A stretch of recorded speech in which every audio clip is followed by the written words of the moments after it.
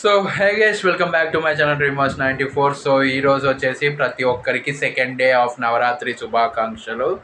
So అందరికీ happy Navratri. So ఈరోజు వచ్చేసి మనమైతే గాయత్రి దేవిని అయితే పూజించబోతున్నాము. సో సెకండ్ డే కాబట్టి గాయత్రి దేవి రోజు.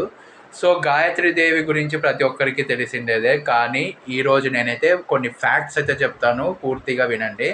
సో గాయత్రి దేవి వచ్చేసి మనకైతే వేదమాత అని కూడా పిలుస్తారు. సో గైస్, ఆమెను వచ్చేసి జ్ఞాన ప్రదాతగా భావిస్తారు. చాలా అంటే చాలా శక్తివంతమైన దేవత. సో ఈ నవరాత్రి రోజు మనమైతే ఏమి కోరుకున్నా కూడా ఖచ్చితంగా మన కోరికలు అయితే నెరవేరుతాయి. అలాగే మనం వచ్చేసి ఏ మంత్రం చెప్పించినా సరే చాలా అంటే చాలా మంచిది. ఇప్పుడున్న ఈ నవరాత్రి ఏదైతే డేస్ అయితే ఉన్నాయి కదా, 9 డేస్లో మనము 108 సార్లు మనమైతే గాయత్రి మంత్రం పఠించాము అంటే ఖచ్చితంగా మనం అనుకున్న కోరికలు అన్నీ నెరవేరుతాయి. కొంతమంది వచ్చేసి జాబ్ గురించి అయితే అడుగుతూ ఉంటారు. జాబ్ గురించి వాళ్ళైతే అలా దేవతకైతే ఆ మంత్రంని అయితే 108 టైమ్స్ అయితే జపిస్తూ ఉంటారు. జపించిన తర్వాత వాళ్ళకైతే ఖచ్చితంగా మంచి శుభవార్త అయితే వింటారు. ఆఫ్టర్ నవరాత్రి అయిపోయిన తర్వాత ఖచ్చితంగా వింటారు. 100%. ఇదైతే మనము తప్పు జరగదు అని చెప్పలేం. ఖచ్చితంగా జరిగి తీరుతుంది. ఎందుకంటే ప్రతి ఒక్కరికి జరిగింది కాబట్టి వాళ్ళు చెప్పిండేది మనము తెలుసుకున్నాం. అండ్ చాలామంది మాకు జరిగింది అని కంపల్సరీగా చెప్పారు. సో మీరు కూడా ఒకసారి ట్రై చేయండి. 108 టైమ్స్ గాయత్రి మంత్రం అయితే పఠించండి. చాలా అంటే చాలా మంచిది. మీ లైఫ్ కూడా చాలా అంటే చాలా పీస్ఫుల్గా ఉంటుంది. మొత్తం మారిపోతుంది లైఫ్ అంతా. సో హ్యాపీగా ఈ 108 టైమ్స్ ఈ మంత్రం అయితే జపించండి.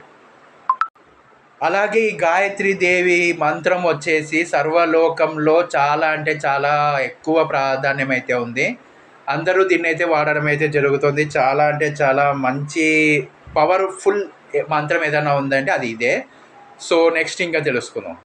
సో గైస్, గాయత్రి దేవి వచ్చేసి మనకైతే 5 ముఖాలతో మనకైతే దర్శనం ఇవ్వడం అయితే జరుగుతుంది. సో 5 ముఖాలు వచ్చేసి పంచభూతాలను అయితే సూచిస్తాయి. చాలా అంటే చాలా చాలా బాగా ఉంటుంది. ఆ ఫోటో మీకు లాస్ట్లో అయితే ప్రొజెక్ట్ చేస్తాను, చూడండి. సో నెక్స్ట్ వచ్చేసి 10 చేతులు అయితే ఉంటాయి దేవతకి. ఆ 10 చేతుల్లో 10 ఆయుధాలు అయితే ఉంటాయి. ఒక్కొక్క ఆయుధంకి ఒక్కొక్క పేరు అయితే ఉంటుంది. సో నేను దీని గురించి లాంగ్ వీడియో అయితే చేస్తాను, దాంట్లో అయితే కవర్ చేస్తాను ఇవన్నీ. సో గైస్, ఇంకా గాయత్రి దేవి వాహనం గురించి మాట్లాడుకున్నట్టయితే హంస వాహనంలో అయితే ఉంటుంది. హంస వాహనంలో ఆమె అయితే పయనించడం అయితే జరుగుతుంది. సో హంస వాహనం ఉండే ఫోటో నేనైతే లాస్ట్లో ప్రొజెక్ట్ చేస్తాను, చూసి అందరూ ఆ దేవి ఆశీస్సులు తీసుకోండి. So like this video and subscribe to my channel.